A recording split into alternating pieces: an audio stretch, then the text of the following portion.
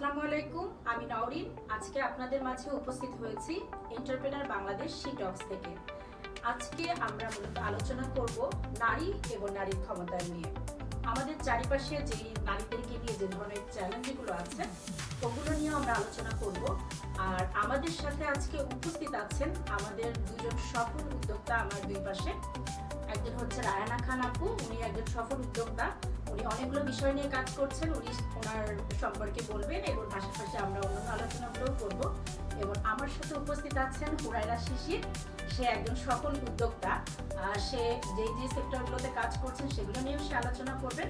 এখন আমরা মূলত আমাদের আলোচনাটা শুরু করতে যাচ্ছি।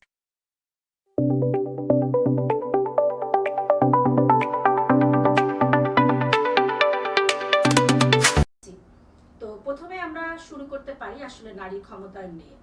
একজন নারী সে কিন্তু অনেক পরিশ্রম করেই কিন্তু তার নির্দিষ্ট জায়গায় কিন্তু সে যায়। একজন উদ্যোক্তা যে হয় সেও কিন্তু অনেক কঠিন একটা পরিস্থিতির মধ্যে দিয়েই কিন্তু উদ্যোক্তা হয়। একটা উদ্যোগ গ্রহণ করাটা কিন্তু এতটা সোজা না। তো সবকিছু মিলিয়ে আসলে আমাদের কি হতে পারে বা আমরা কি চাই বা নারীরা কি করতে চাই, তো এখানে বিভিন্ন ধরনের বাধাও চলে আসে। তো এই সব টপিকসের উপরে মূলত আমরা আজকে আলোচনা করব। আমরা আমাদের সাথে আপুরা যারা আছেন ওনারাও এই বিষয়গুলো ডিটেলসে বলবেন। তো আমি একটু রাহেনা আপুর কাছে যাচ্ছি যে আপু, আসলে আমরা যে নারীরা, তো আমাদের এই নারী ক্ষমতায়ন নিয়ে আপনি একটু যদি বলতেন আসলে কি মানে করা যেতে পারে বা আসলে কি হচ্ছে বা কি ধরনের পরিস্থিতির আমরা শিকার হই, এটা নিয়ে যদি একটু বলেন। Thank you Norin, good evening. আজকে আমি রায়হানা খান, আমি একজন নারী উদ্যোক্তা। আমি আজকে এন্টারপ্রেনার্স অফ বাংলাদেশের আমন্ত্রণে এখানে আমাকে ডাকার জন্য অনেক অনেক ধন্যবাদ। এখানে নারী ও নারী উদ্যোক্তাদের ক্ষমতায়ন নিয়ে আলোচনা হচ্ছে শি টক্সে।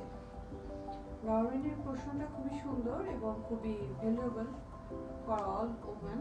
সো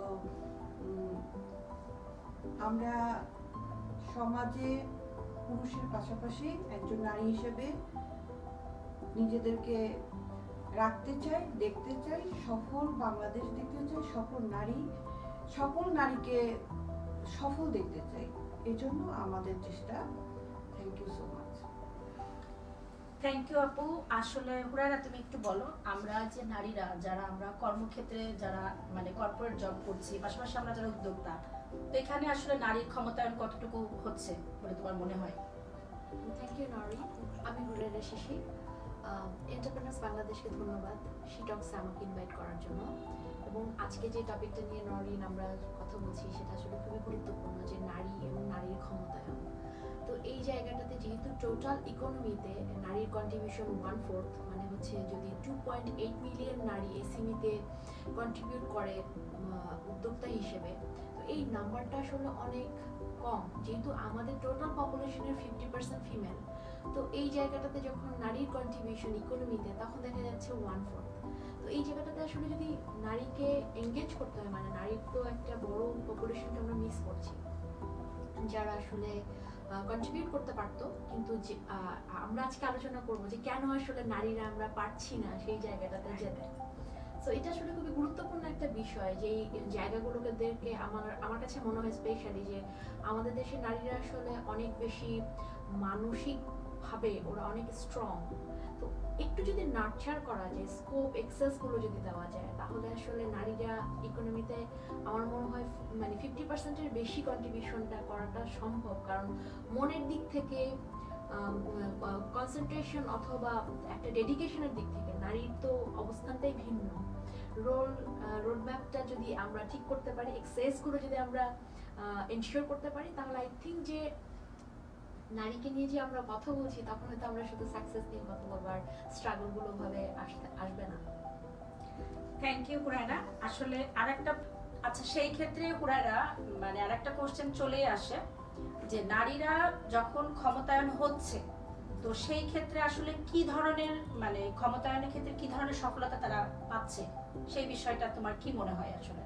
এটা একটা ইন্টারেস্টিং কোয়েশ্চেন, যে নারী আসলে আমরা বলি যে নারীর আসলে ইনফরমেশন নাই, নারী নলেজে মানে স্ট্রং না, বাট এইখানে একটা সফলতা অর্জন যে নারীরা আসলে এডুকেশন বলো বা এই ইনফরমেশন টেকনোলজিতে তাদের যে ইন্টারেস্ট, এটা কিন্তু আগের থেকে অনেক বেড়েছে। মানে ডিজিটাল প্ল্যাটফর্মে নারী অনেক আসতে যাচ্ছে, এটা একটা অনেক বড় সফলতা। লাস্ট আমরা দেখেছি পোশাক শিল্পে, যেটা বাংলাদেশের একটা বড় ইকোনমিক একটা জায়গা যেখানে আসলে নারীর অবস্থান বেড়েছে। এখানে আসলে মানে শহরে যেরকম মানে নারীর সংখ্যা বেড়েছে, গ্রামে তো আছেই। এটা আমাদের কালচারাল ভাবে নারীরা অনেক মানে উন্নত হয়েছে, কাজ করছে। এবং শহরেও অনেক মেয়েরা যারা আসলে কখনো কর্পোরেট জব ছাড়া চিন্তা করতো না, তারাও কিন্তু বিভিন্ন ডাইমেনশনে এই পোশাক শিল্পটাকে বিভিন্নভাবে তুলে ধরছে, যেটা আসলে বিশ্বমানের। সো এইটা কিন্তু একটা অনেক বড় অর্জন, যেখানে সবাই ইন্সপায়ার হচ্ছে, যে আরো মানুষ এঙ্গেজ হওয়ার স্কোপটাও তৈরি হচ্ছে। থার্ড হচ্ছে রাজনৈতিক একটা জায়গা, যেটা আসলে আমরা ভাবতাম না যে নারীরা কখনো এই জায়গাটাতে আমরা এঙ্গেজ হব। এখানেও নারীরা কথা বলছেন, এখানে নারীরা চিন্তা করছেন, কারণ এখন আমরা যদি কথা বলি তাহলে পরবর্তীতে আমরা আসলে এখানে আমরা রোল নিতে পারবো। বাট আমার কাছে মনে হয় যে অর্জনটা এটা, যে আমরা নারীরা আসলে জানতে শুরু করেছি, আমরা এঙ্গেজ হতে পারি বা স্বপ্ন দেখতে শুরু করেছি। দ্যাট ইজ ভেরি ইম্পর্টেন্ট আমার কাছে মনে হয়। নারী, থ্যাংক ইউ হুরায়রা। আসলে আমরা আলোচনার পরে এখন আরেকটা জিনিস যেটা উঠে আসছে, রায়না আপু আমি একটু বলি, সেটা হচ্ছে আমাদের যে গ্রামীণ নারীরা, হ্যাঁ আমাদের তো মানে পুরুষের পাশাপাশি নারীদের কিন্তু প্রচুর অবদান। তো আমাদের 50% কিন্তু আমাদের নারীরা ইকোনমিতেও কিন্তু তারা অনেক হেল্প করছে। তো নারী উদ্যোক্তা হিসেবে যেমন 5.5 লাখের উপরে কিন্তু একজন মানে নারী উদ্যোক্তা কিন্তু আমাদের তৈরি হয়েছে, যেটা ফেসবুক ভিত্তিক উদ্যোক্তা বলেন বা অনলাইন ই কমার্স উদ্যোক্তা। তো এখন কি মনে হচ্ছে আপনার, আসলে এই উদ্যোক্তারা বা এই নারীরা যারা গ্রামীণ পর্যায়ে আছেন, যারা বিভিন্ন হাতে নকশি কাঁথা সেলাই থেকে শুরু করে বিভিন্ন তাঁতের কাজগুলো করছেন, তো তাদের কি সঠিকভাবে ক্ষমতায়ন হচ্ছে? কি মনে ধন্যবাদ হয় আপনার প্রশ্নটার জন্য। আসলে আমাদের অধিকাংশ নারী বাস করেন হচ্ছে গ্রামে। সমাজের কিছু নারী উদ্যোক্তাদের ভূমিকার কারণে আজকে আমরা এই পর্যায়ে আসতে পেরেছি। কিছু কিছু নারী আমাদেরকে শিখিয়ে দিয়ে গেছেন পথ। আমরা চাচ্ছি যে আমরা আরো কিছু শিখাই, যেখান থেকে এখন ডিজিটাল বাংলাদেশে নারীরা অনেক অবহেলিত, অনেকের পারিবারিক সাপোর্ট নেয়, অনেকের অর্থনৈতিক সাপোর্ট নেয়, অনেকের হচ্ছে ইচ্ছা নাই, অনেকের চাইলেও পাচ্ছে না।